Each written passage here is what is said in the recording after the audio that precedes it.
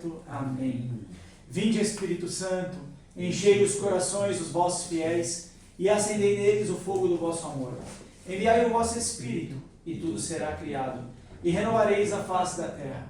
Oremos. Ó Deus, que instruíste os corações dos vossos fiéis com a luz do Espírito Santo, fazei que apreciemos retamente todas as coisas, segundo o mesmo Espírito, e gozemos sempre da sua consolação. Por Cristo Senhor nosso. Amém. Muito bem, eu sozinho de novo. Não esquece, sozinho não, o Alex está comigo. Tô aqui nos bastidores. O Ale continua deixando a gente sozinhos, mas em breve ele voltará.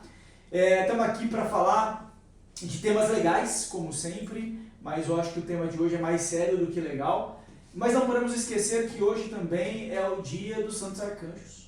Não podemos esquecer. Verdade, São Miguel, São Gabriel, São Rafael. O Ale está na mesa de São Gabriel. São Gabriel. São Gabriel é a força de Deus. A força de Deus é o arcanjo mensageiro. Na verdade, todo anjo, né? Anjo, a palavra anjo é mensageiro. Mas o Gabriel é força de Deus. Enquanto Miguel é quem como Deus. E o Rafael é cura de Deus. Cura de Deus. Muito bem. Saber um pouco mais sobre Rafael vai ter lá no livro de Tobias. Protestantes não sabem essa história porque não tem o livro de Tobias. Se tivesse o livro de Tobias... Não conhece Rafael. Não conhece a história que o anjo Rafael intercede pela cura da cegueira do Tobit, que é o pai do Tobias. Vale a pena ler, é uma história lindíssima. O livro de Tobias, uma história lindíssima. Gabriel cruza o Evangelho, cruza, né, a Bíblia toda, mas a gente vai ter Gabriel muito fortemente com a anunciação, tanto de São João Batista quanto de Jesus, o nascimento dos dois, que tem muito a ver com o que falaremos hoje, que é sobre nascimento. Muito bem. Outra coisa importante também é São Miguel. São Miguel Arcanjo, Apocalipse. Pode procurar no livro do Apocalipse, vai encontrar a batalha de São Miguel em duas rotações dentro do Apocalipse, lá em 2 capítulos, vai encontrar São Miguel aprisionando a Satanás, a primitiva serpente, por 1000 anos. E é a grande batalha no céu, tanto Satanás e 1/3 dos anjos caídos. Então, procura lá, tem anjo na Bíblia toda, não dá nem pra gente ficar citando passagem de anjo, porque tem anjos na Bíblia inteirinha, mas essas passagens aqui são as mais proeminentes aqui para o dia de hoje. São santos anjos, não são humanos, eles são anjos e humanos têm naturezas diferentes. Porque primeiro, anjo não tem corpo, então ele só tem espírito. E tendo somente espírito, ele tem inteligência e vontade. A gente sabe que é o que nós temos também, inteligência e vontade, mas nós temos liberdade, coisa que anjo não tem mais. Anjo já, contamos isso no episódio anterior, os anjos já, o período deles de liberdade já se foi, o juízo final dos anjos já aconteceu. Então, os anjos que odeiam, só odeiam, e os que amam, só amam. Então, aqueles que veem Deus face a face. Muito bem. Vamos falar hoje de ADPF 442, é isso, produção? É isso que a gente vai falar? Isso. Conversava com um amigo hoje. A chave do cão do momento. Conversava com um amigo hoje, pela manhã. E eu falava, cara, só de considerarmos um aborto, já é um absurdo. Acho que já entramos no ponto do absurdo. Só pelo fato de considerarmos o assassinato da criatura desejada e amada por Deus, em alguma circunstância, já é um absurdo. Sim, isso por si só já é um absurdo. A gente sabe que o Brasil já tem leis para aborto aí desde a década de 40, tanto para casos de estupro, né, a gente já tem isso muito fortemente, também com os anacéfalos a gente também tem isso fortemente, isso já está declarado. Mas a gente está com essa discussão aí da tal da ADF 442, que, trocando em miúdos, são dispositivos jurídicos para você poder transgredir, fugir de algo que está na nossa Constituição, de uma lei que está na Constituição. Então, quando é que aquele ato que seria condenado pela lei da Constituição pode ser que não seja condenável? Né? Quando?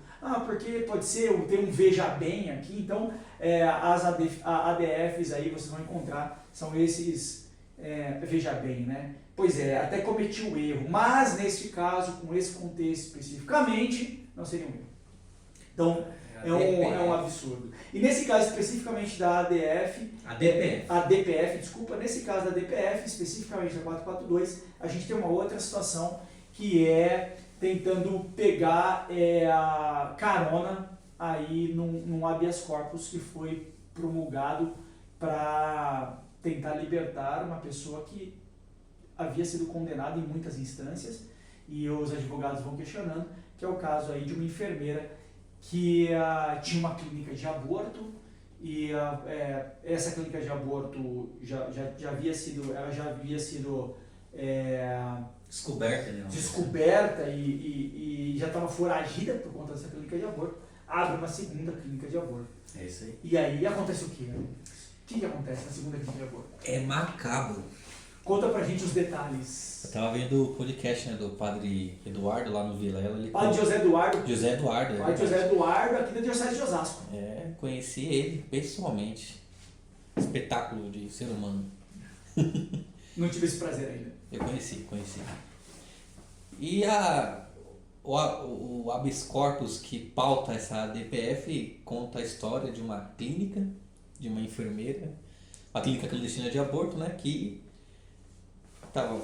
tinha um médico, a enfermeira fazia a gestão da clínica, descobriram e a enfermeira ficou foragida, e no período que ela estava foragida, isso o padre conta lá no Vilela, ela abriu uma outra clínica, foi pro Rio de Janeiro, abriu outra clínica, vê se pode. Olha o absurdo. Que absurdo. E só que aí... Já foragida da justiça. Já foragida. Já procurada. Já procurada. Só que aí ela põe um falso médico para atender. O absurdo fica mais absurdo. Mais absurdo, mas tem mais absurdo. Antes disso, pelo menos havia um médico. Mas era um médico criminoso, mas era um médico. Era um médico, um cara formado, entendia do assunto. Minimamente fez o curso de medicina. Agora, nessa segunda, não. Ele já é um aventureiro, sei lá. Nem médico é. Um Frankenstein, um açougueiro. E aí conta que teve um caso de uma mulher chamada Jandira, que ela já tinha 2 filhos, engravidou do terceiro, estava de 4 meses, e ela resolveu abortar e procurou a clínica dessa enfermeira. Só que durante o processo lá, ela não resistiu, né, porque teve um erro do falso médico, né, aí complicado.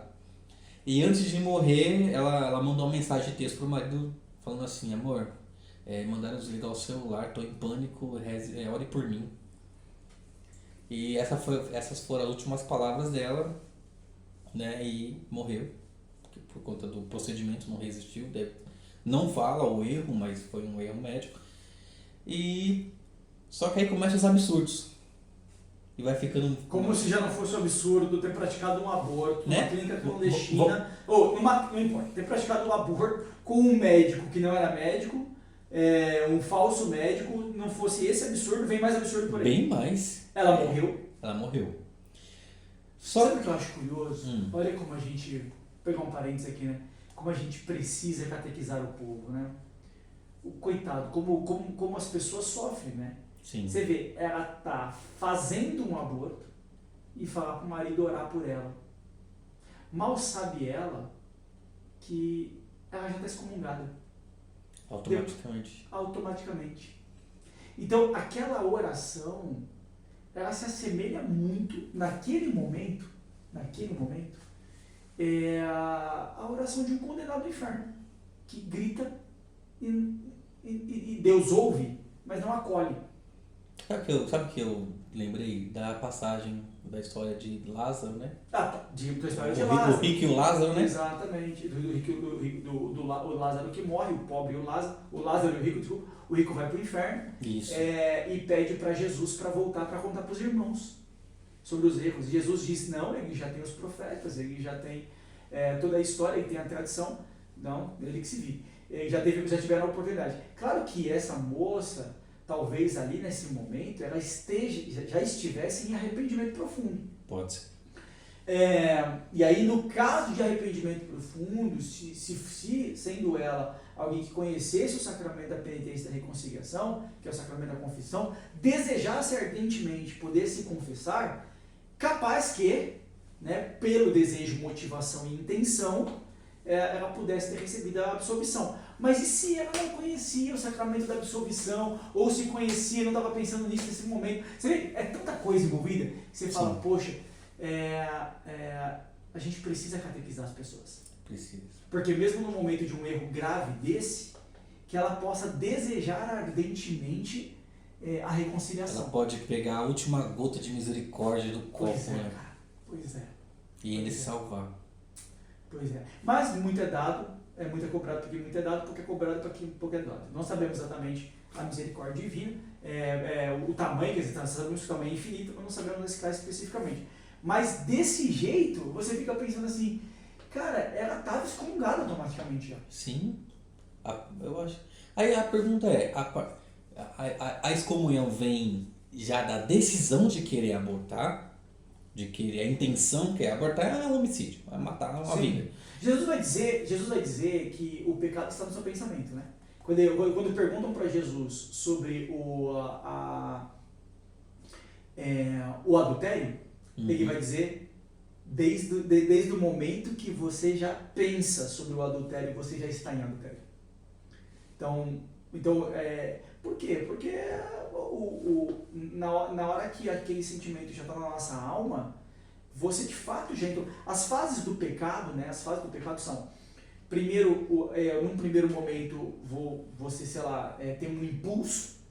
Por exemplo, eu tive um impulso de raiva, eu tive um impulso sexual, foi um impulso, foi uma motivação, uma vontade, veio. Odiosa ou não, mas ela apareceu. Isso é o sentir, né? O sentir, você sentiu. Vi uma mulher e eu senti, alguém me irritou e eu senti, né? Senti ódio, senti. Isso é uma coisa. Esse sentir no sentido físico mesmo? Assim? Ou psicológico. Também pode ser você ter sentido um ódio. Né? Entendi. Você sentiu. É uma emoção também. Aí, que não é físico, então pode ser ou não, tem reflexo físico ou não. O sentir não necessariamente é um pecado. O que vai ser o pecado? Consentir. Eu, com esse sentimento, eu faço algo. Então, algo de errado, né? No caminho do errado. Então, com o sentimento de ódio, então eu vou e, sei lá, mato alguém, maltrato alguém. Com o sentimento de desejo sexual, eu vou lá e traio a minha esposa. Eu consenti. Só que o ato de executar do consentimento é quando você traz a execução para a mente. Por exemplo, eu odiei aquela pessoa e já me imagino matando ela. Já pecou.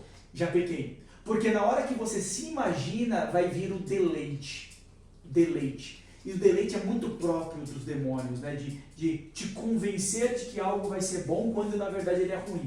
Então o demônio se apropria desse momento e claro, nem todo pecado é culpa do demônio, às vezes é culpa sua mesmo. Mas dependendo da situação, o demônio está ali e aproveita e vai soprando intelectualmente na tua alma, no teu espírito, que se aquele pecado é uma execução que vai dar certo. Igual ele fez com a Eva, do tipo, não, pode comer do fruto, mas não vai dar nada não. Não vai dar nada não. Então, aí quando você cogita, você tem o deleite. Então, você sim já está no pecado. Quando você consente. E aí depois você vai para a execução para valer, né? O físico para valer. Mas o pecado já foi. Já é necessário confissão. Seja, se for venial, né? Um pecado mais simples, a missa já apaga o pecado venial. Mas se é um pecado grave, vai precisar de confissão. Então, nesse caso especificamente ali, se ela não se arrependeu. Mas o arrependimento não pode ser um arrependimento porque ela vai morrer. É igual a pessoa dizer o seguinte, eu vou pular de paraquedas, aí o paraquedas abriu, aí ela se arrepende de estar pulando de paraquedas porque o paraquedas abriu. Não, você está se arrependendo porque deu errado? Não, você tem que estar se arrependendo porque você estava matando, porque você matou uma pessoa.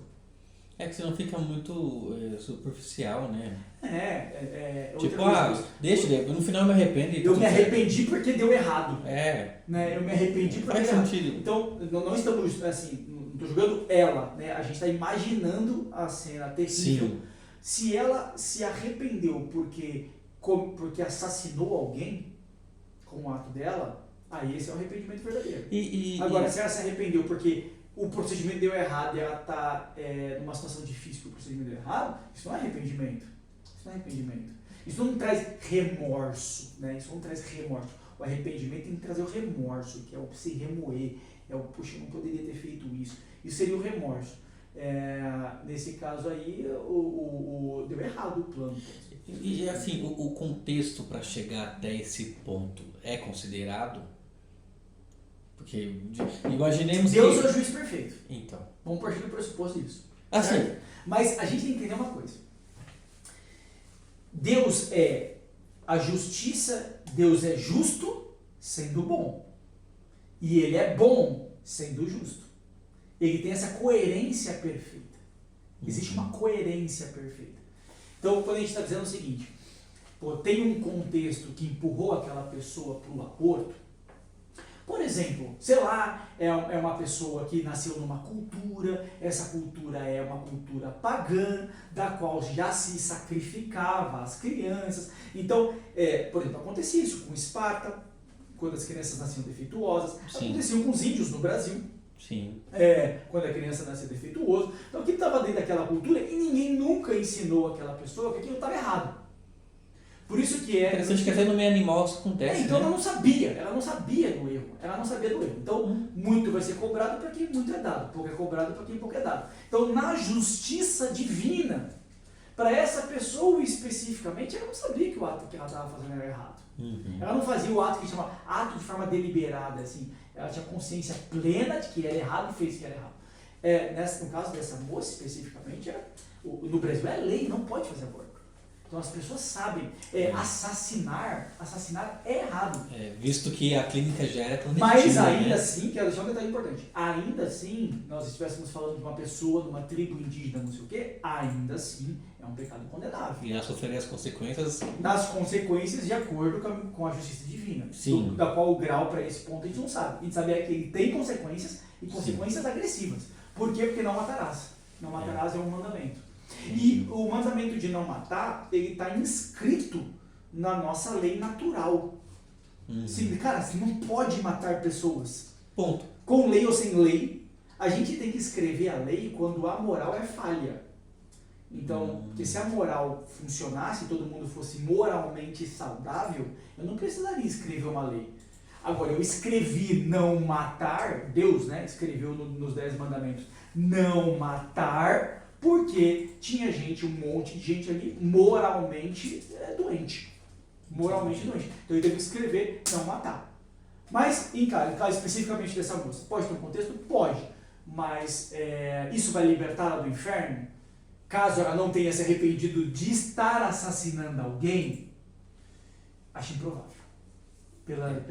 Por tudo que a tradição, a palavra e a igreja nos ensina, é improvável. Por isso que a função do catequista é levar a verdade. Porque senão a pessoa se condena sem nem saber direito. Mas voltando ao caso dela. O que aconteceu então? Ela complicou. Avisou o marido. Pediu para o marido orar por ela. E aí? Só para enumerar as atrocidades. Clínica clandestina, a enfermeira que era dona foi condenada. Já era reincidente. Ela ficou foragida. No tempo que está foragida, abriu outra clínica, chamou um médico que não era médico.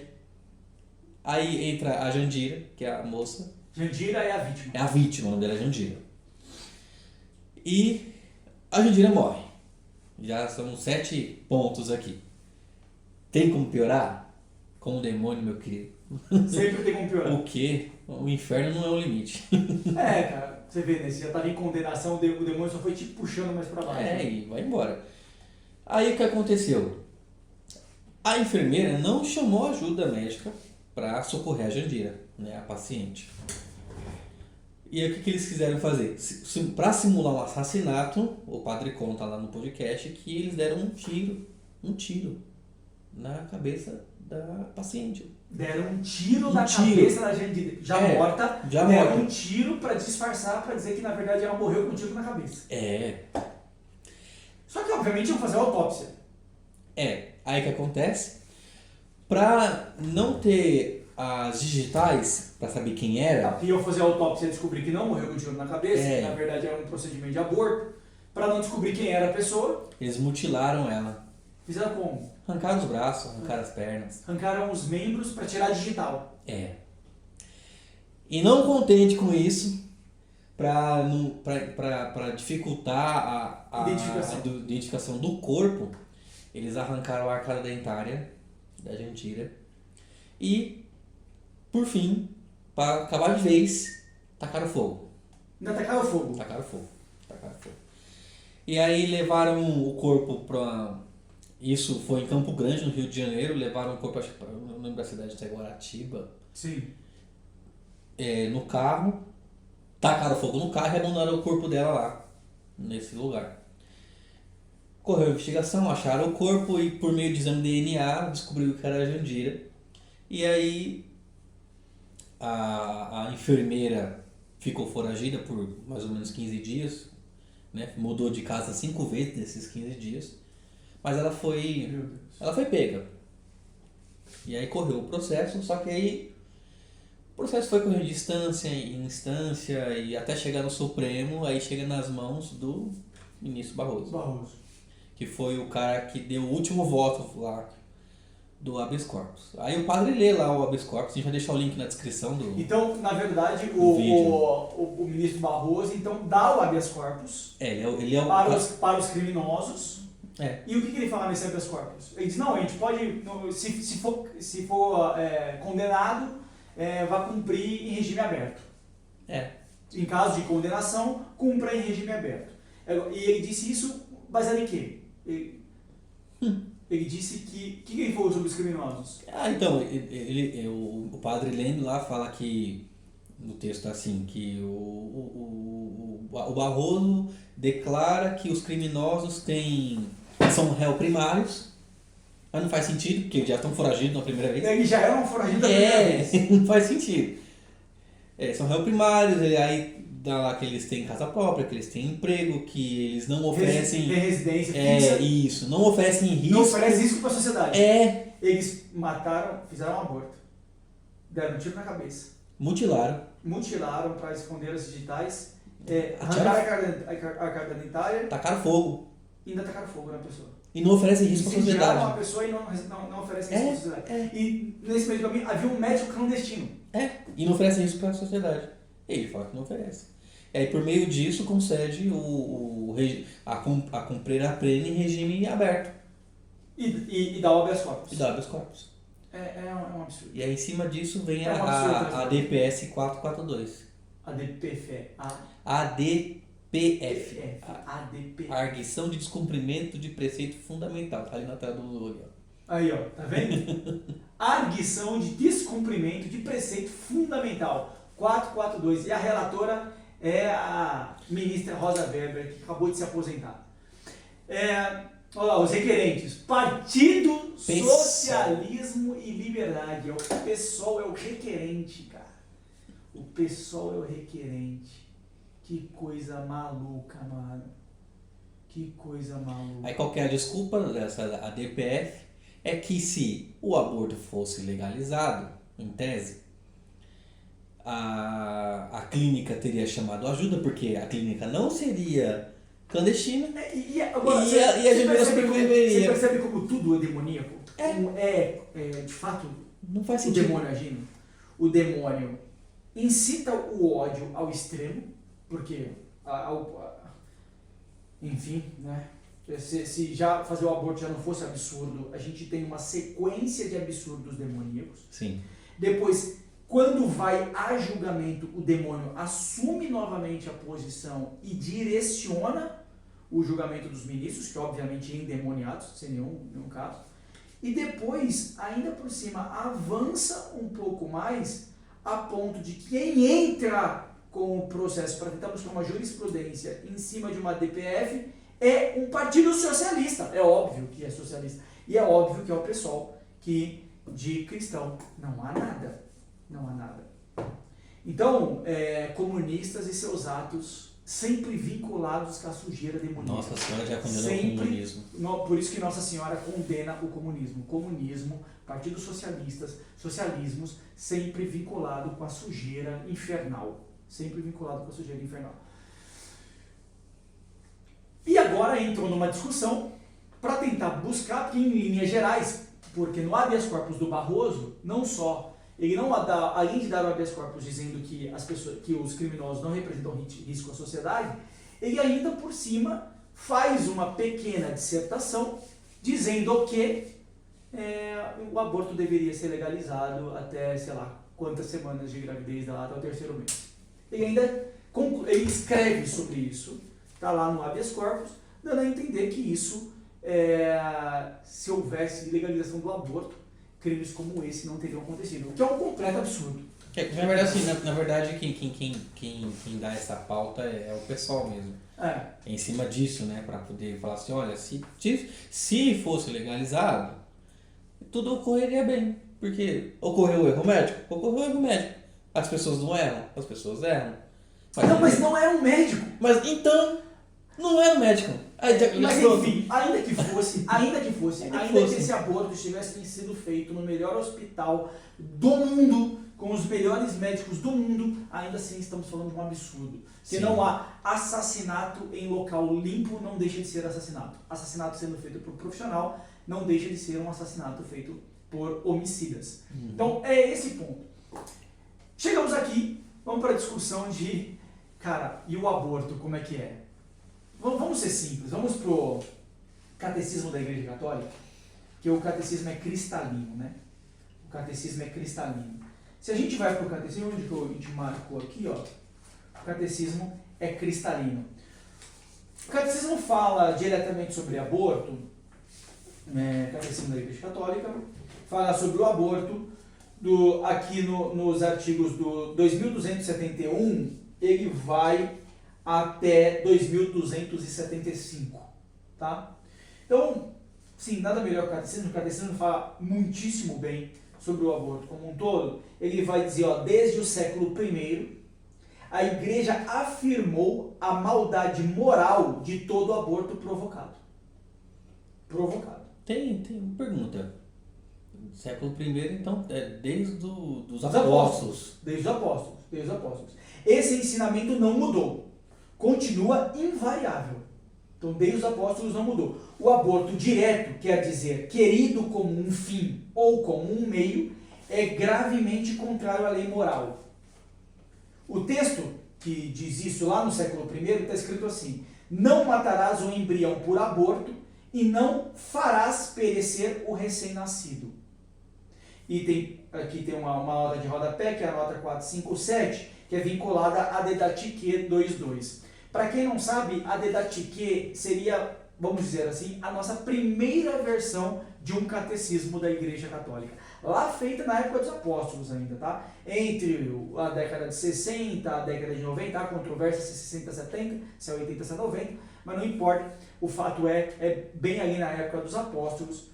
Esse livro chama-se Didatique, vocês acham facilmente na internet, conseguem comprar, tá? Ele é descoberto no século XIX em Constantinopla, na biblioteca de Constantinopla, no mosteiro. Ele é localizado de um códice aí do ano 1100 e pouco, tá? Então, um códice do ano 1100 e pouco, que na verdade era uma cópia da Didatique, aí do primórdio da igreja, que a gente não gosta de chamar de igreja primitiva, por mais que o termo seja correto, é que dá a entender que era outra igreja. Não, é a igreja católica dos apóstolos, da época dos apóstolos. Então chama-se Didatique. Aí vai dizer que é o seguinte, então lá já fala, não matarás o embrião por aborto e não farás perecer o recém-nascido. Fim. Deus, Senhor da vida, confiou aos homens o nobre encargo de preservar a vida, para ser exercido de maneira condigna ao homem. Por isso, a vida deve ser protegida com o máximo cuidado desde a concepção. O aborto e o infanticídio são crimes nefandos. Aqui faz referência a Gaudium et Spes, que você, no item 51, 3, seria o parágrafo 51, 3, vocês vão ter lá uma descrição na Gaudium et Spes sobre a paternidade, a maternidade. Eu não entendi. Gaudium et Spes é um livro? Gaudium et Spes, ele é um livro, né, uma encíclica do Concílio Vaticano II. Então foi o Papa que escreveu. Não, foi o concílio. Escreveu, o Papa ratificou, obviamente. O Papa assinou ali embaixo. Escreve junto com os membros do conciliares. Mas ele é do Concílio Vaticano II, é lindíssima. É uma carta lindíssima do concílio, vale a pena todos lerem. Esse grupo de parágrafos, que é o 51, vai falar sobre paternidade e maternidade responsável. Bem interessante isso. E ele vai destacar que vai falar sobre a caridade dos pais. Né? A caridade dos pais. Depois a gente pode pegar um capítulo especificamente sobre isso, que é como evitar o aborto. Né? Como evitar o aborto. Mas a gente fala um pouco mais sobre isso já já. O fato é, o aborto é condenado. Então, ó que interessante, ó, a cooperação formal para um aborto constitui uma falta grave. A Igreja sanciona com uma pena canônica de excomunhão este delito contra a vida humana. Quem provoca aborto, seguindo-se o efeito, incorre em excomunhão latae setentiae, ou seja, está excomungado diretamente, não precisa ser promulgado nada, está excomungado automaticamente, pelo próprio fato de cometer o delito e nas condições previstas pelo direito canônico. Com isso, a Igreja não quer restringir o campo da misericórdia. Manifesta, sim, a gravidade do crime cometido, o prejuízo irreparável causado ao inocente morto, a seus pais e a toda a sociedade. O inalienável direito à vida de todo indivíduo humano inocente é um elemento constitutivo da sociedade civil e de sua legislação. Pergunta. Vamos lá. Então, só para entrar no contexto. Abortei, tô fora. Fui amputado do corpo de Cristo. O que é ser excomungado? Nós somos membros do corpo de Cristo. Somos a igreja. Batizados, nos tornamos membros do corpo de Cristo. Ser excomungado é como amputar o membro. Por quê? Tenta fazer uma comparação com o corpo. Aqui nós estamos com o nosso corpo e um membro gangrenou, como nós falamos, né? O sangue coagulou. O membro gangrenou. O que você tem que fazer? Corta fora. Se você não cortar, o que vai fazer com o corpo? Contamina tudo. E o corpo? Morre. O corpo morre. O corpo morre inteiro. Isso. Então, esta pessoa que comete este nível de pecado gravíssimo, a única solução temporal é cortar. E o corte se chama excomunhão.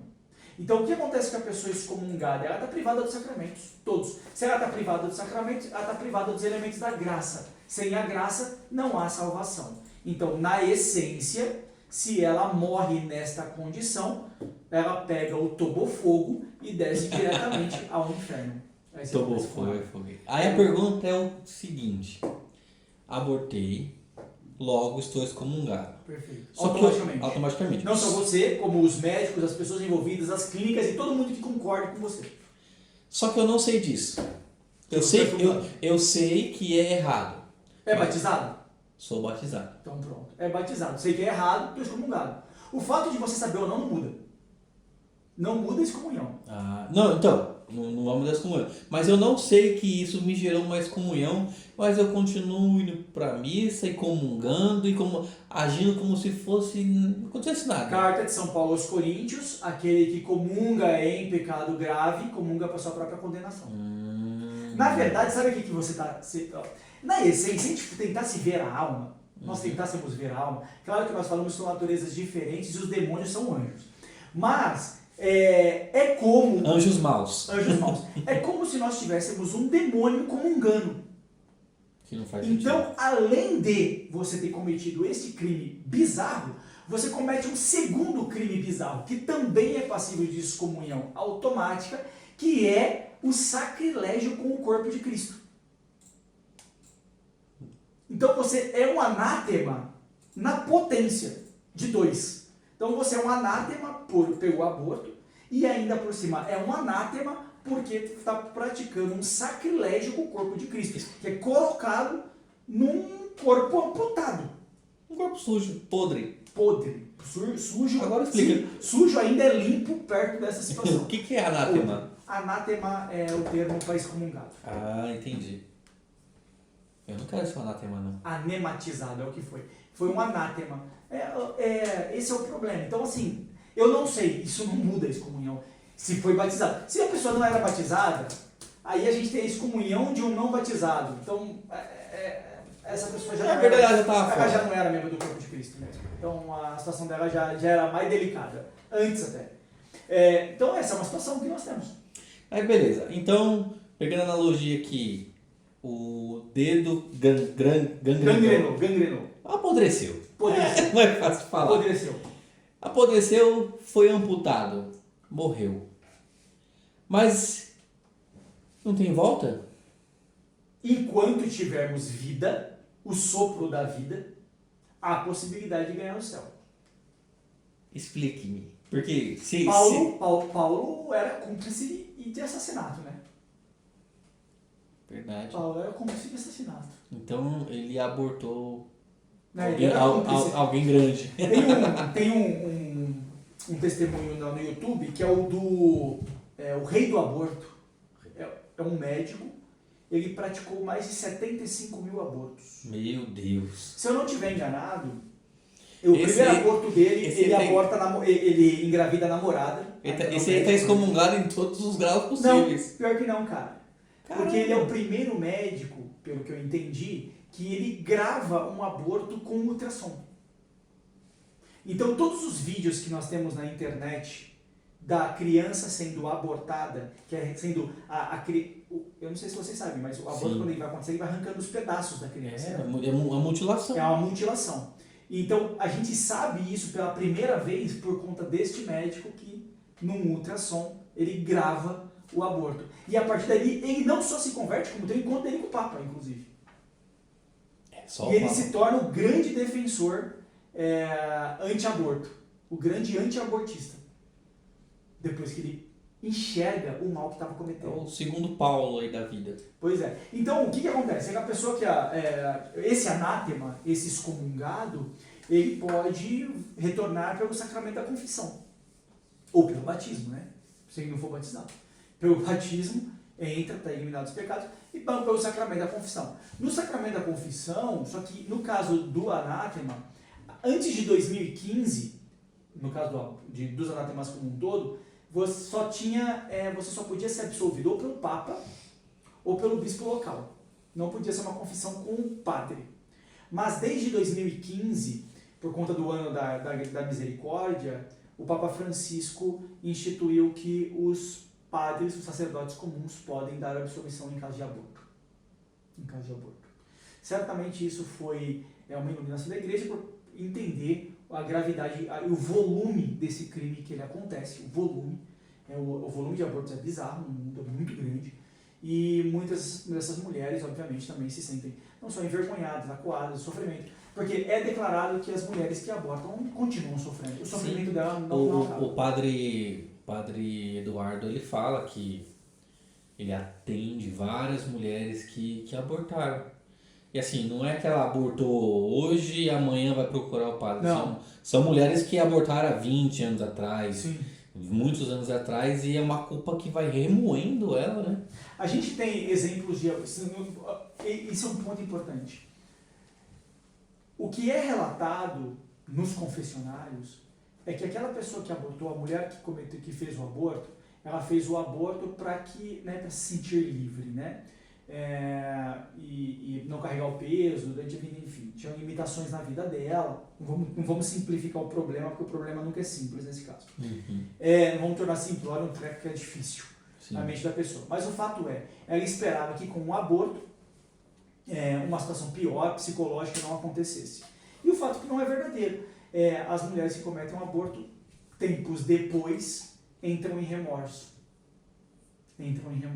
É como aquele se sofrimento vai persegui-la por resto da vida. Vê se a analogia está correta. É como se eu quisesse beber para esquecer os problemas, só que depois vem a ressaca.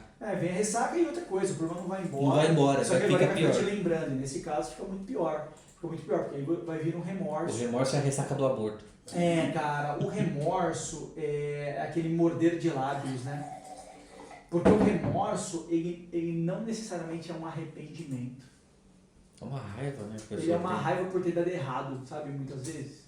Se o remorso virar arrependimento, aí ela vai pro confessionário. Aí tá tudo bem. Aí tá tudo bem. Mas acho que na maioria dos casos não vira. Não sei dizer. Não tenho confissão. Tô chutando. Mas esse é um caso. Então, agora, foi lá, se confessou, vai receber a penitência. As penitências são dadas, na maioria das vezes são orações, mas a gente sabe que é oração, jejum e caridade. Esmola, né? Oração, jejum e caridade. Então, vai receber a penitência, vai executar o ato de penitência e mas vai conviver com o efeito do aborto. Né? Porque o efeito do aborto não apaga. O confessionário não vai tirar a angústia do erro cometido, não vai tirar. O que vai tirar é a sua culpa, mas a sua sensação de culpado permanecerá. Vai fazer parte da sua penitência, porque vai te gerar um sofrimento, muito provavelmente, até o resto da vida. Se você for aos céus, aí não, mas até ir para o céu, no purgatório pode ter certeza que isso vai te acompanhar, caso você morra não em condenação completa. Então, essa é uma situação. Essa é uma situação complicada. Sim. O aborto é delicado e engraçado, né? Porque as pessoas ficam tentando discutir quando o aborto é válido. Cara, o aborto não é válido. Ponto. Você quer discutir quando ele é válido? Mas por que você quer discutir quando ele é válido? Não faz sentido. Cara, a lei de Deus não vai mudar porque ela é dura pra você. Eu já ouvi dizer que eles falam do aborto, quem é pró-aborto, usarem legítima defesa para aborto. Mas como é que você alega legítima defesa com um ser indefeso? Com um ser que não reage? Mas o que seria legítima defesa? Legítima defesa é você se proteger de algum perigo. De quem? De alguém que quer lhe fazer mal. Só que quem vai te fazer mal? Então, no aborto não existe. Quem é o agressor? Então, não tem. Não tem, não faz sentido. Então, mas aí, como a gente... O aborto, vamos lá. O aborto, vamos pegar uma situação. Nós somos católicos e vamos mais longe, tá? Vamos mais longe. Só pra fechar assim, não faz sentido.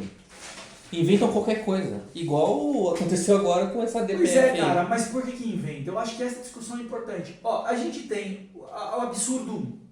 Vamos ao absurdo 1. Quando começa a vida? Na boa, meu amigo. Essa pergunta não tem nem pé nem cabeça. Sabe por que ela não tem nem pé nem cabeça? Porque eu faço um desafio. Proponho um desafio. Pega uma criança de, 2 anos. 2 anos. Tá bom, 2 anos. 2 anos. Uma criança que consiga pronunciar uma palavra só. Não precisa falar a frase, não. Só uma palavra. Qualquer coisa. Qualquer coisa. Meses agora vem. 2 anos e pouquinho. Para uma criança aí, 2 anos e pouquinho. Tá, já falo. Pegou a criança. Você vai apresentar para ela uma pedra. E vai falar. Vamos dar um nome para nossa criança. Qual é o nome da nossa criança? Ana. Ponto. Nossa criança se chama Ana. Vai dizer, Aninha, olha esse bichinho aqui. É uma pedra. Olha esse bichinho aqui. Qual é a criança que com 2 anos de idade vai acreditar que aquela pedra é um bichinho? Não vai. Me diga uma criança. Sabe que ela pode, por conta da autoridade dos pais, ela pode quase acreditar, fazer que acredita. Mas ela vai fazer alguma coisa para testar se aquela pedra é um bichinho. Ela vai dar um tapinha, ela vai empurrar, ela vai soprar, ela vai ficar olhando assim, do tipo... Ela vai ver se reage, né? Vai ver se reage. Por quê, cara? É isso. Agora, você vai pegar uma formiguinha, e uma lesma parada, uma tartaruga que seja, na frente dela. Desafio. O casco de tartaruga só com as patinhas, assim, com a cabeça para dentro. Não parece pedra mesmo. E vai dizer para ela, isso é pedra. Ela, na hora, vai dizer, por quê? Porque no fundo ela sabe que aquilo está vivo. Então todo mundo sabe, a criança, se você chegar para a criança e falar para ela, pegar a plantinha do chão e falar, plantinha, ela tá viva. A criança sabe que a planta no chão, só a folha seca não tá viva. E o alface plantado tá vivo. Então todo mundo, todo humano sabe o que é vivo e o que é morto. Desde brincar de vivo ou morto, até isso a gente sabe fazer. Então esse papo de o que é vivo e o que é vida e o que não é vida, não é uma conversa que faça qualquer sentido. Se a gente quiser ir para o techniquez aqui mais simples, você vai dizer o seguinte, tá, o que a vida tem? Olha, ela consome insumos. Sim. Através desses insumos, ela gera, não cria, ela gera energia. E através dessa energia, ela se altera, de algum jeito. Ou se mantém, ou se altera. Então, um ser vivo, recebe um insumo, gera energia, que altera teu estado metabólico. Pronto, acabou. Então vale para planta, para lesma, para salsinha, para não falar que é salsinha. Vale para tudo, não vale para salsicha, mas vale para todos, vale para os seres humanos, vale para todas as coisas. Então isso é vida. Pronto, acabou. Pronto, isso aqui é vida. Já era. Tem que receber um insumo. Tem vida que não recebe água, tem vida que não recebe gás carbônico, mas é um insumo, aquilo ela produz energia. Ponto, já era. Por isso que a gente conclui que vírus é um treco meio vivo, meio morto. Porque o vírus é um pedaço de um treco vivo. Então, na hora que ele encontra uma célula, aí a partir deste momento, ele ganha um atributo mais metabólico, ou seja, ele consegue gerar energia e fazer alguma ação. Vamos deixar a coisa mais genérica, A bactéria não, a bactéria é um ser vivo, né? Tem célula, né? Consome insumo, gera energia, a bactéria está lá, tá tudo bem com ela. Então, beleza. Isso aqui é ser vivo. Se isso é ser vivo, vamos na ciência, vamos lá. Temos o espermatozoide. Ele é um ser vivo? Se movimenta, de certa forma, através do buco, Temos o óvulo. O óvulo é um ser vivo? Não, o óvulo é um óvulo. Né? Ele vai ser um pedaço de um material genético que vai ser usado. Ok, está tudo certo. O espermatozoide é só espermatozoide, não é humano. Beleza. Acontece o ato de fecundação. Neste momento exato, ele já, ambos, né? O óvulo já tem um insumo primordial, básico, zero. O espermatozoide também carrega ali um pedaço desse insumo. Na hora que eles se juntam, já começa a gerar uma energia e a partir dali um primeiro movimento acontece. Para qualquer coisa do planeta, para se desenvolver, crescer mesmo, ele precisa de paz. Precisa ter um momento de calma. Que no caso da fecundação a gente sabe onde que é. Então o óvulo fecundou, aí ele vai colar na parede do útero. Estou sendo aqui mais simplista possível. Na hora que ele gruda, é o bercinho do óvulo. Bercinho do óvulo fecundado. É a paredinha do útero.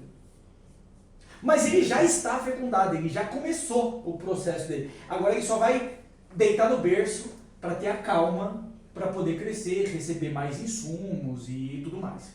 Mas ele já fecundou. O fato é, na hora que ele fecundou, a partir daqui, o que muda dele pra gente é só tempo. Porque se você vai dando a quantidade de insumos que você recebeu e o tempo. O espermatozoide ali, você pode dar um insumo para ele que você quiser, ele continua sendo espermatozoide. O óvulo é só a cápsula da coisa, mas o fecundado não, o embrião fecundado é embrião fecundado. Tanto ele está fecundado que é você, o que muda daquele embrião para você é tempo. Mas nada. Não muda mais nada. E isso não é só ciência. Isso é ciência, isso é Bíblia, isso é qualquer coisa. Quer ver? Vamos pegar a Bíblia aqui. Olha aqui. Vamos lá. Vamos lá pro Lucas, lá na Anunciação. Cadê? Lucas, lá na Anunciação. Lucas. Vamos ter um ponto aqui interessante.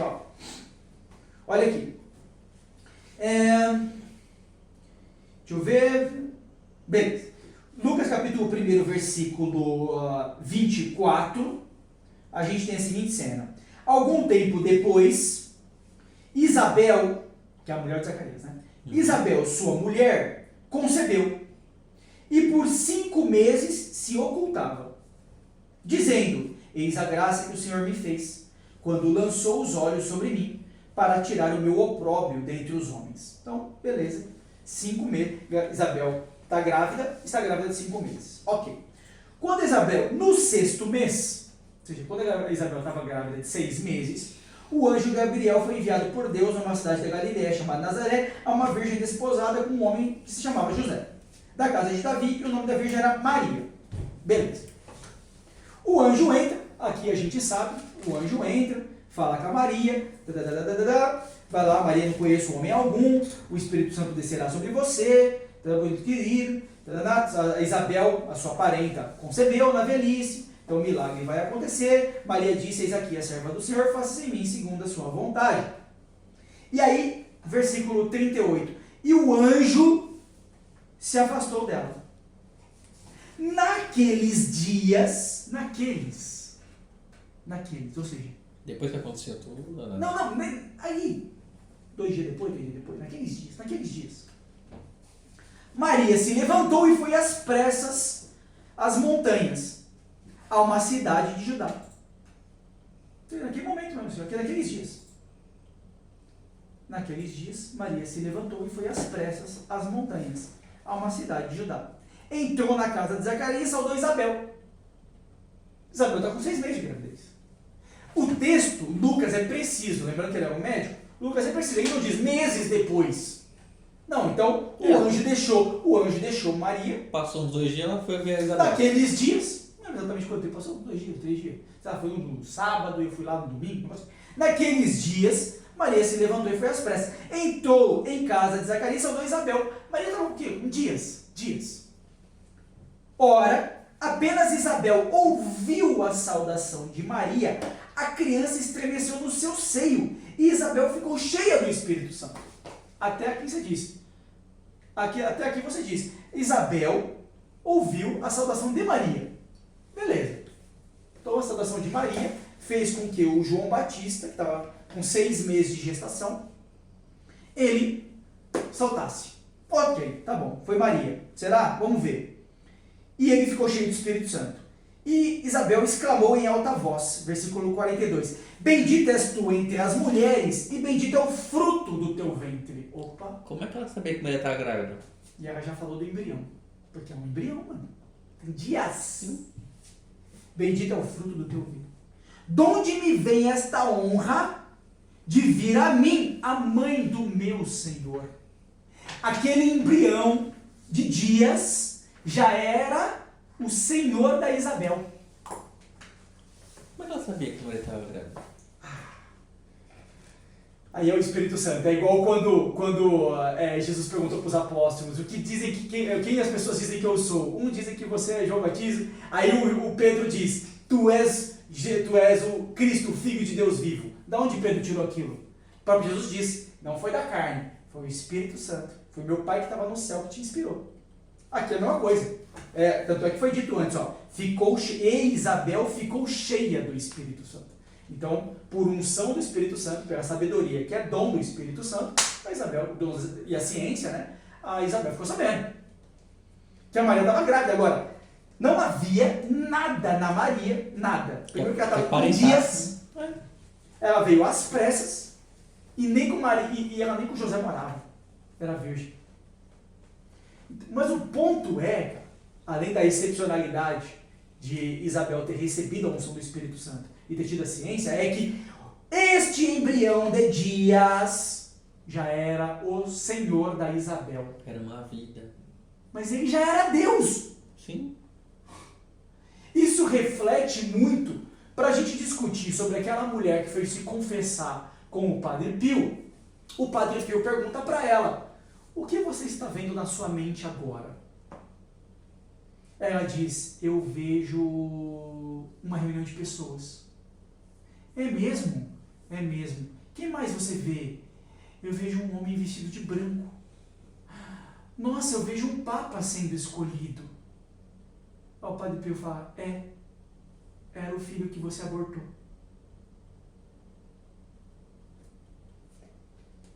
Pesado. Você abortou um papa. Foi isso que o Padre Pio disse para ela. Como se Maria tivesse abortado, ela teria abortado Jesus. para um caso mais simples, não sei se vocês conhecem a história, tem o depoimento da mãe do Cristiano Ronaldo. Já viram o depoimento dela? Não. Já viram? O depoimento, ela era uma mãe de duas, ela já tinha 2 filhos, ela está com menos de 25 anos de idade e ela engravida. Procura uma clínica, procura um médico para fazer o aborto. Vai nesse médico, esse médico fala para minha senhora, você é muito nova, não vou te abortar não. Carrega teu filho. Ela carrega o filho, vai para o nascimento, o médico que faz o parto, olha para os pezinhos da criança e diz, nossa, tem pés de jogador. Era o Cristiano Ronaldo. Ele ia ser abortado. Tem o depoimento da mãe dele. A mãe do Cristiano Ronaldo teria abortado o Cristiano Ronaldo, cara. Aí você diz, tudo bem, um seria Jesus, outro Cristiano Ronaldo, outro um Papa, como se isso só não fosse nada. Mas a grande parte da justificativa mas você vai soltar uma criança aí no mundo para ser um bandido, para ser um cracudo, para ser um morto de fome, para ser um mendigo, ou para ser alguém que vai bater na mãe, ou para ser alguém que vai se fingir como um médico e vai fazer um aborto, dar um tiro na cabeça, tirar a cara dentária, arrancar as partes da pessoa. Essa pessoa devia ter sido abortada? Essas são as perguntas. Porque o abortista vai usar isso como justificativo. Sim. Aí você diz, obviamente que não, porque ninguém nasce mal. A pessoa nasce com o pecado original, mas ela foi criada boa. Ela foi criada boa. Ela herdou o pecado. É diferente. Ela nasce com uma mancha, mas... Ela nasceu com uma mancha, e essa mancha Nosso Senhor Jesus já deixou a fórmula para purificá-la dessa mancha. Então, como isso está colocado, você diz, sabe por que você pensa essas coisas? Sabe por que você está pensando em você? Porque eu não tenho minha vida. Porque eu vou acordar de madrugada. Porque eu não vou mais viajar. Nem viajo para lugar nenhum. Ainda que viajasse. Mas eu vou perder minha liberdade. Eu não sei o quê. Sabe por quê? Sabe por que você pensa tudo isso? Porque o amor em você está morto. Você não tem nenhuma capacidade de caridade. Você não tem nenhuma capacidade caridosa. E aí, Paulo vai dizer que ainda que eu tivesse, não é isso que ele fala? Vamos lá? Eu falasse a língua dos homens. Ainda que eu falasse a língua dos homens e dos anjos, sem amor eu nada seria, não é isso? Isso aí. Não é isso que ele vai dizer? Exatamente. E vai dizer, Renato Russo aqui, aí vai dizer, em 1 Coríntios capítulo 13, isso aqui é tudo, que é o dom do Espírito Santo, ainda que eu falasse as línguas dos homens e dos anjos, se não tivesse caridade, sou como o símbolo que sou, ou sou como o bronze que sou, ou como o símbolo que retine. Mesmo que eu tivesse o dom da profecia e conhecesse todos os mistérios e toda a ciência, mesmo que tivesse toda a fé, a ponto de transportar montanhas, se não tivesse caridade, eu não sou nada. Ainda que distribuísse todos os meus bens em sustento dos pobres. Nossa, tem um monte de gente fazendo caridade para toda, cuidando de cachorro, cuidando de tartaruga, cuidando de baleia, levando o alimento para as pessoas na rua, mas ainda assim compactua com essa questão do aborto. Ainda que eu alimentasse os pobres, ainda que eu entregasse meu corpo para ser queimado, se eu não tiver caridade, nada valeria. Então, se você não é capaz de, na tua mente, você se entregar verdadeiramente na sua vida 24 horas por dia, que isso que é a paternidade e a maternidade, é se entregar 24 horas por dia. Se você não for capaz de se entregar 24 horas por dia, você não é caridoso. Você é um egoísta, está fazendo qualquer outra coisa, mas caridoso você não é. É isso que Paulo está dizendo aqui. E quem tiver ouvidos que ouça. É isso que está aqui, cara. Depois ele vai dizer, a caridade é paciente, a caridade é bondosa, não tem inveja, a caridade não é orgulhosa, não é arrogante, nem escandalosa, não busca seus próprios interesses, não se irrita, não guarda rancor. Só quem consegue ter esses atributos aqui é pai e mãe, cara. Só quem consegue ter esses atributos é pai e mãe. Só quem exercita esses atributos, né? Porque a virtude, ela demanda exercício. A virtude, então você só consegue exercitar as suas virtudes de forma completa sendo pai e mãe. Ou dedicando a sua vida a Deus como um ordenado. Então você tem aqui, que pai tem inveja de filho? Que pai não é bondoso para o filho, né? Que mãe não é bondosa? O próprio Jesus vai dizer, que pai que o filho pede pão e entrega cobra? A caridade não é orgulhosa. Qualquer pai, cara, a tia dá boca e dá filho. Sem pensar. O filho andando com roupa de marca, o pai não sabe nem como é que vai pagar aquela conta. Não é arrogante, não é escandalosa, não busca seus próprios interesses, senão quantas mães saem de casa, cara, para comprar uma roupa para ela, nem tinha dinheiro para a roupa dela, ela compra do filho. E a dela ela não comprou. Ó, exemplo em toda casa, pode bater em qualquer casa. Exemplo em toda casa. Não se irrita, não guarda rancor, não se alega com a injustiça, mas se rejubila com a verdade. Tudo desculpa, cara. Tudo crê, tudo espera, tudo suporta. A caridade jamais acabará. As profecias desaparecerão, o dom das línguas cessará, o dom da ciência findará. A nossa ciência é parcial, a nossa profecia é imperfeita. Quando chegar o que é perfeito, o imperfeito desaparecerá. Quando eu era criança, falava como criança, pensava como criança, raciocinava como criança. Desde que me tornei homem, eliminei as coisas de criança. Hoje vemos como por um espelho, confusamente, mas então veremos face a face. Hoje conheci em parte, mas então conhecerei totalmente como sou conhecido. Por ora subsistem a fé, a esperança e a caridade. Então uma pessoa que ela não consegue, cara, ela não é caridosa, ela matou a caridade nela, ela não tem amor nenhum. No fundo não tem amor nenhum. Ela tem apego por um monte de coisa. Amor a nada. Amor a nada. É o vazio, né? É duro, cara, isso. Então quando você vai, quando a pessoa fala, aí você discute assim, tá, mas a pessoa sofreu o estupro, destruiu a alma dela, verdade. Mas o aborto não vai resolver. Então o fato dela ter que abortar, dela não suportar carregar a criança, é porque infelizmente a virtude da caridade está destruída, cara. Não tem virtude de caridade ali. Ela não tem culpa, talvez nem foi construída. A culpa é dos catequistas, a culpa é dos evangelizadores, a culpa é da família, a culpa é de outras pessoas, mas ok. Mas o fato é, a caridade na vida dela está destruída.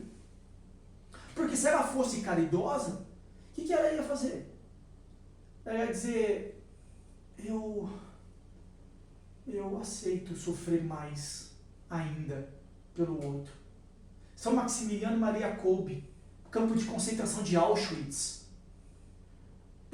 Um homem foge do campo de concentração. 16 prisioneiros são levados para passarem fome e morrerem de fome como punição, porque um fugiu. Um deles é um pai de família. Esse pai entra em desespero, porque é pai de família, vai deixar a esposa e filhos. Campo de concentração de Auschwitz. São Maximiliano Maria Kolbe diz, eu vou no lugar dele. Cara, ele já está no campo de concentração. Ele já está, entre aspas, estuprado. Ele já está com a vida destruída, dilacerada, não há como sair dali. Há um Hitler do lado de fora, no sentido literal, e dentro pessoas piores que o Hitler. Porque um louco é arrimo de outro louco, pode ter certeza. Então, pessoas piores. São Maximiliano Maria Kolbe é jogado neste quarto, nessa cela, junto com os outros, passa fome por 15 dias. Sabe o que ele faz? Dá louvor a Deus todos os dias, porque ele salvou a vida daquele pai. Como não morreram, os guardas pegaram eles e mandaram para a câmara de gás. E na câmara de gás eles morreram todos. Então o padre que já estava no campo de concentração de Auschwitz entrega a sua vida por um outro pai. Isso é a pessoa, a família destruída. Beleza, parece fácil de falar. É claro, eu não estou vivendo esse luto, não vivi esse luto, não sei desse sofrimento, mas isso não exclui o que é verdade. A verdade é essa. A caridade na família, naquela pessoa está destruída. Precisava ser restabelecida. Para que ela aguentasse essa gravidez 7 meses e aquela criança, mesmo que prematuramente, fosse retirada e entregasse para alguém que daria uma educação. Então, cheio de casal e de família querendo adotar criança. Pois é. Cheio. Por quê? Porque o desejo da caridade é maior. Então, essa justificativa não faz nenhum sentido. Nenhum sentido. Não faz. Então, é uma conversa sem pé nem cabeça na hora que você fala. Ela não faz sentido porque sim tem uma vida. Qualquer criancinha sabe que ali há uma criança. O próprio João Batista, a própria Isabel reconheceu uma divindade que já estava ali embrionária. Sabe o que é engraçado? Cara, Jesus era menos Jesus? Não. Embrião? E todos os discursos que apontam para o aborto, o foco deles não é a criança, é a mulher. Porque a mulher é a potente, a criança é a impotente. Você vai sacrificar um impotente? O próprio catecismo vai falar sobre isso aqui, ó, no 2273, ele vai dizer assim, ó, no momento em que uma lei positiva priva uma categoria de seres humanos da proteção que a legislação civil lhes deve dar, o Estado nega a igualdade de todos perante a lei. Sim. Quando o Estado não coloca sua força a serviço dos direitos de todos os cidadãos, particularmente dos mais fracos, por causa da criança, Sim. Os próprios fundamentos de um Estado de Direito estão ameaçados. Como consequência do desrespeito e da proteção que devem ser garantidos à criança desde o momento de sua concepção, a lei deverá prever sanções penais apropriadas para toda violação deliberada dos direitos dela. Visto que deve ser tratado como uma pessoa desde a concepção, o embrião deverá ser defendido em sua integridade, cuidado e curado na medida do possível como qualquer outro ser humano. E sabe o que eles falam? Quando eu digo eles, os pró, em cima disso aí, tentam definir o que é o ser humano. O que é um completo absurdo. Que você não consegue faz definir o que é sentido. gato? O gato é menos gato quando ele está no embrião de gato? Existem seres que sofrem metamorfose. Sim. Então, numerados e são poucos. Numerados e poucos. A lagarta que vira borboleta. Beleza? Beleza. Até virar borboleta, só tem lagarta. Pós-borboleta, não há nada de lagarta, só há borboleta. O sapo, na concepção de quando é girino, vai lá, a gente também chama de metamorfose. Então, há alguns animais, não é o caso, nem do gato, nem do cachorro, nem do ser humano, nem do macaco, nem do alface. Também o alface também não sofre metamorfose. Então, não há discussão sobre o que é humano. Não há. Humano é humano, enfim. Sim. A gente ainda por cima coloca um prefixo chamado ser. Não tem o ser cachorro, não tem o ser gato, o ser equino, nós temos o ser humano. O humano ainda carrega o prefixo do ser quando a gente vai dizer ser humano. Porque existe. Porque tem certeza de sua existência. Porque pensa sobre si. Então assim, é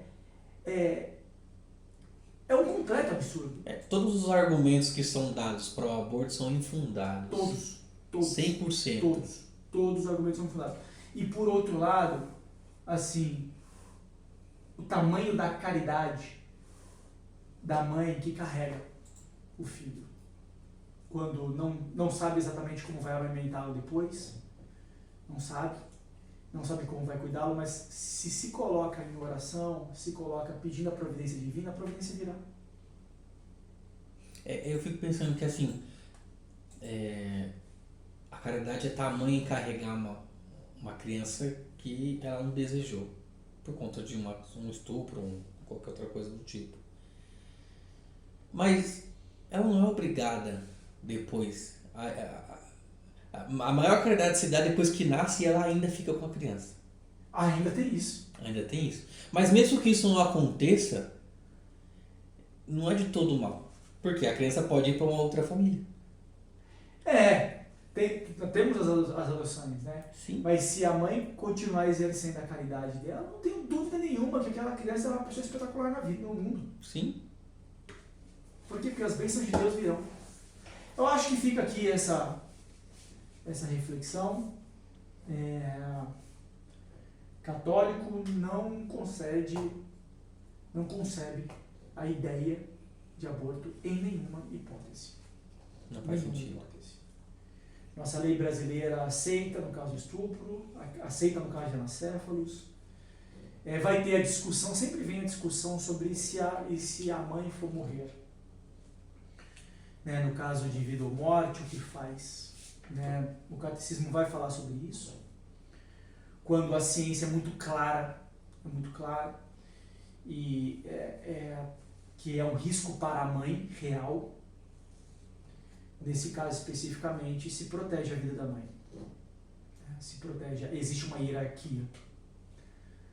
Mas, não à toa, nós temos até uma santa muito recente, que ela grávida, ela desenvolveu um câncer.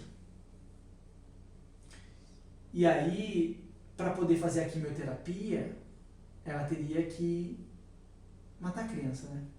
porque a quimioterapia mataria a criança no ventre. E não estava na época de tirar. E essa mãe disse, esse vai ser meu ato de amor por você. Ela carrega o câncer, sem tratamento, só para poder garantir a sobrevivência do bebê na barriga. Aí, mano. Aí entra o que o Paulo falou, no amor, tudo De que nível eu tô falando, né, cara? Tudo suporta. Isso é. Tudo suporta. Tudo suporta. Tudo crê. Não lembro o nome dela, mas ela termina dizendo assim: filho, eu vou te ver no céu. Não vou conseguir te ver aqui, mas eu te vejo no céu. Foi essa que a filha faz um discurso no estádio? Não sei. Mas aí, cara. Aí a gente não é nada, né? Aí a gente não é nada. Pessoa com esse nível de fé, cara, certeza, né? É isso. É isso aí. Encerramos por hoje? Fechamos por hoje. Então fechamos por hoje. A nossa proteção está no nome do Senhor. Que fez o céu e a terra. Abençoe-nos o Deus Todo-Poderoso, o Pai, o Filho e o Espírito Santo. Amém. Amém. Encerremos com uma Ave Maria, em homenagem à Nossa Senhora, que deu seu sim. Que deu seu sim. E a proteção de todas as mães. Ave Maria, cheia de graça, o Senhor é convosco. Bendita sois vós entre as mulheres, bendito é o fruto do vosso ventre, Jesus. Santa Maria, Mãe de Deus, rogai por nós, pecadores, agora e na hora de nossa morte. Amém. Te encerra e permanece em nome do Pai, do Filho e do Espírito Santo. Amém. Valeu, galera. Tchau, tchau. Tchau, tchau.